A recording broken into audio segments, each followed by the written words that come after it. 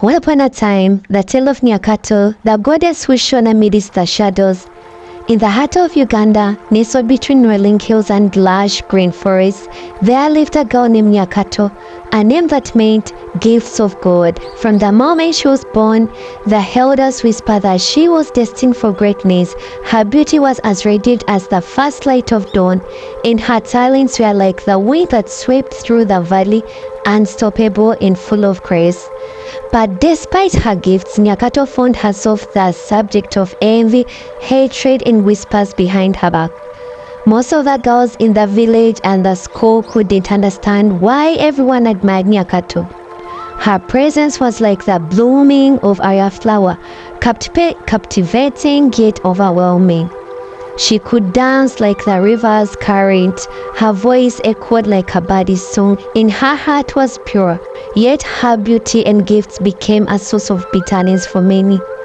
What Nyakato did not realize was that her charm had ignited a hidden fire of jealousy. The boys in the village and school adored her, unable to resist her beauty and grace, and her talent set her apart from the rest. This drew the anger of the other girls, who whispered in corners and cast disapproving glances her way. They didn't hate her for who she was, they hated her for what she represented. Everything they secretly wished they could be. As she approached her final year of high school, Nyakato decided to run for the revered position of head girl, a role that commanded respect and influence over the school. Her path to this leadership was steeped in opposition. The two other candidates, Adama and Kato, were both favored by the teachers and the school administration. They launched their campaigns with flashy posters, extravagant promises, and endless rallies. Everyone expected them to win. Everyone except Nyakato. Her family too doubted her decision. "You have no connections," her mother would say. "The other candidates are more powerful. Why even try?" But Nyakato was no ordinary girl. She was a goddess in her own right, born with the spirit of Amina, the goddess of wisdom and strength. She knew the power of belief, and she understood that true greatness came from within. So without the lavish campaigns and posters, Nyakato chose to trust in her own strength. In heart, she decided to address the students on the day of the open campaigns.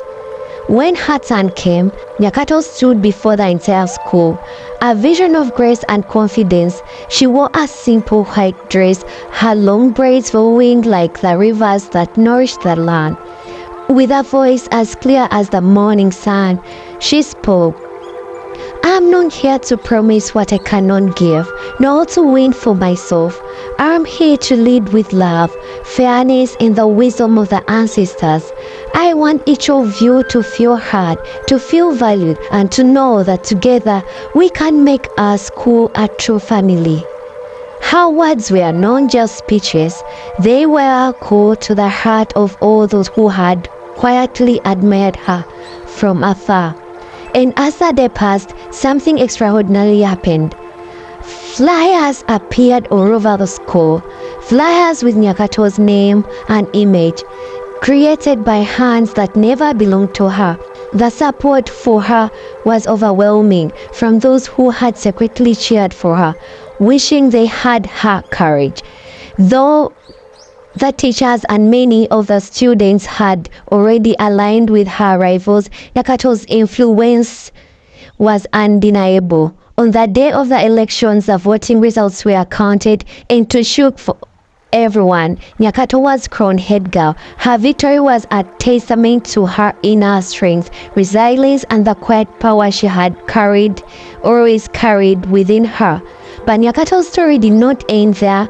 As she took on her new role, she continued to shine, winning accolades for her leadership, excelling in her studies and inspiring all who crossed her path. The very people who had once envied her now respected her. And even the teachers who had opposed her came to acknowledge her wisdom and grace.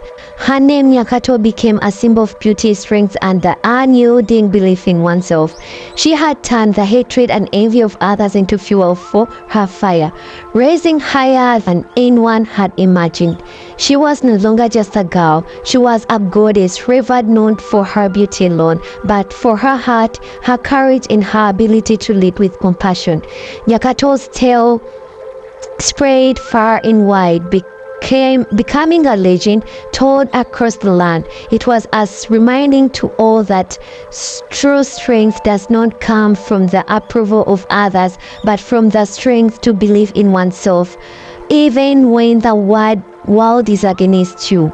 And in the end, it was her unwavering belief, her unshakable spirit, and her ability to stay true to herself that turned her into the goddess she was always meant to be.